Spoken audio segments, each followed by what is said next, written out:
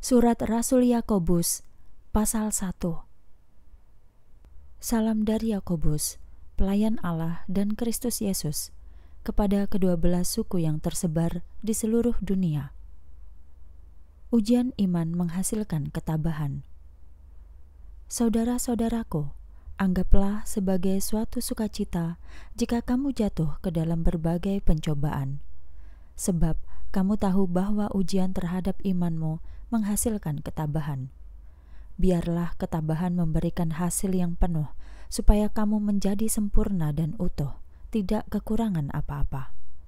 Akan tetapi, jika di antara kamu ada yang kekurangan hikmat, hendaklah ia memintanya kepada Allah, yang dengan murah hati memberi kepada semua orang tanpa mencela, dan itu akan diberikan kepadanya.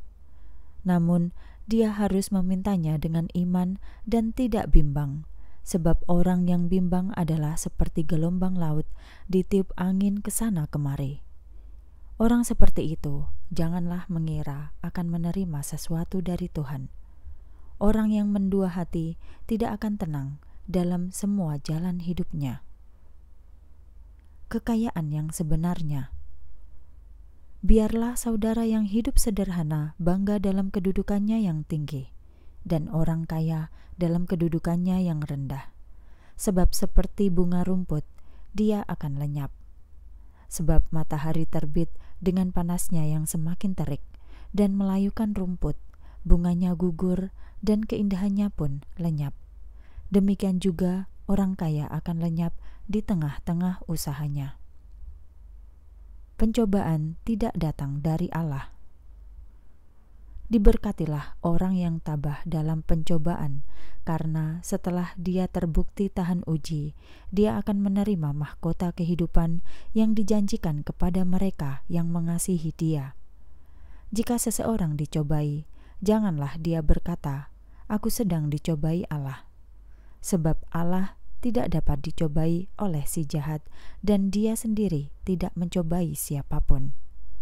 Namun, setiap orang dicobai ketika dia diseret dan dipikat oleh keinginannya sendiri. Ketika keinginan dibuahi, dia akan melahirkan dosa, dan ketika dosa menjadi matang, dia akan melahirkan maut. Saudara-saudara yang kukasihi, jangan sesat.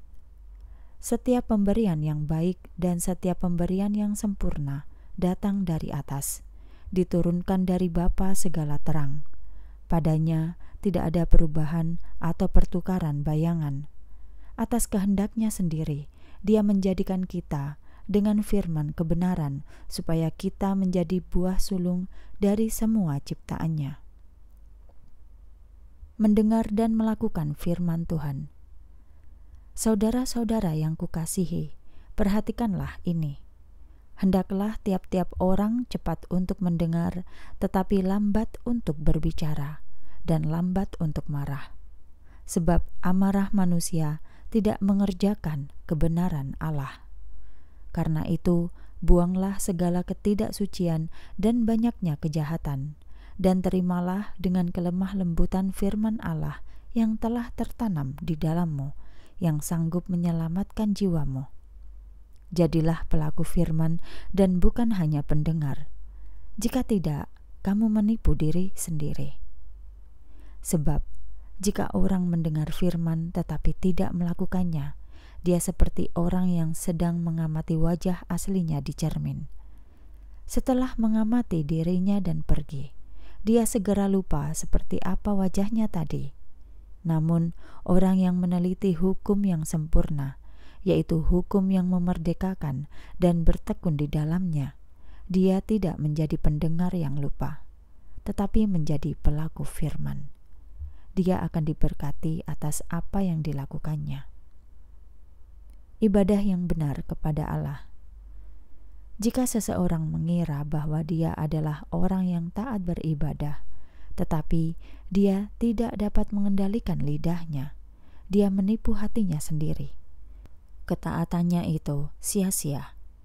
Ibadah yang murni dan tidak bercela di hadapan Allah dan Bapa kita adalah mengunjungi anak-anak yatim piatu dan janda-janda dalam penderitaan mereka, dan menjaga dirinya sendiri supaya tidak dicemari oleh dunia.